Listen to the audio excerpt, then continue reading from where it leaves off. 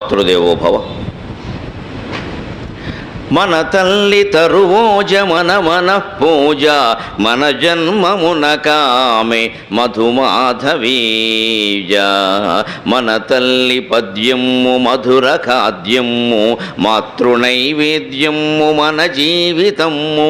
మన తల్లి పద్యము మధుర ఖాద్యము మాతృనైవేద్యము మన జీవితము. మన తల్లి అంకము మధుర సాశయము మన దేహమాయుడిన్ మనెడు పద్మము. మన తల్లి అంకము మధుర సాశయము మన దేహమాయుడిన్ మనెడు పద్మము. మన తల్లి చిత్తము మధుర గీతము మన తల్లి చిత్తము మధుర గీతము.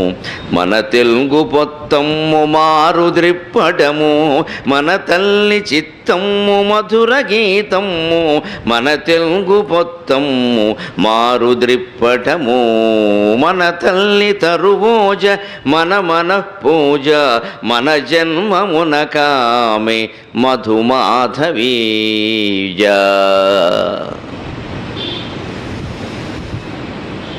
తెలుగు ఛందస్సుల్లో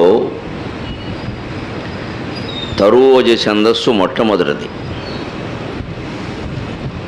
నన్నయ్య గారు భారతం రచించడం, దాన్ని ఆదికావ్యంగా మనం పరిగణించడం జరుగుతోంది. అది లిఖిత ప్రతిగా దొరికినటువంటి మొదటి కావ్యం తప్పితే పాటలు కానీ పద్యాలు కానీ అక్కడేం మొదలవ్వలేదు. కావ్య రూపంలో దొరికింది మొదటిది కాబట్టి ఆది కావ్యం అన్నారు, ఆయన్ని ఆది కవి అన్నారు. కానీ అంతకుముందే పాటల రూపంలో, జనం వాడుకలో ఉండేటువంటి పద్యాల రూపంలో, శాసనాల మీద చెక్కిన పద్యాల రూపంలో తెలుగు భాష కవితారూపకంగా ఛందఃపరంగా ఉంది.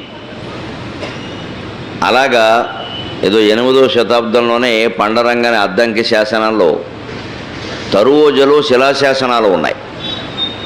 ఆ అద్దంకి శాసనమే శాసనపరంగా మనకు దొరుకుతున్న ఆధారాల్లో మొదటిది. అందులో వాడిన ఛందస్సు తరువోజ. అందుకని తెలుగులో దొరుకుతున్న వాటిలో మొదటి ఛందస్సు తరువోజ అంటారు. మనకి సృష్టిలో మొదటి దైవం తల్లి కాబట్టి నేను కూడా ఆ సందర్భం దృష్టిలో పెట్టుకుని ఎవడో తరువోజు మీద ప్రత్యేకంగా అద్దంకిలోనే ఉత్సవాలు చేస్తే ప్రత్యేకం మాతృ ప్రార్థన పేరు మీద మా అమ్మ మీద అన్ని పద్యాలు తరువోజులోనే రాశాను. ఓ 8 పద్యాలు. అందులోది ఇది. మన తల్లి తరువోజ మన పూజ.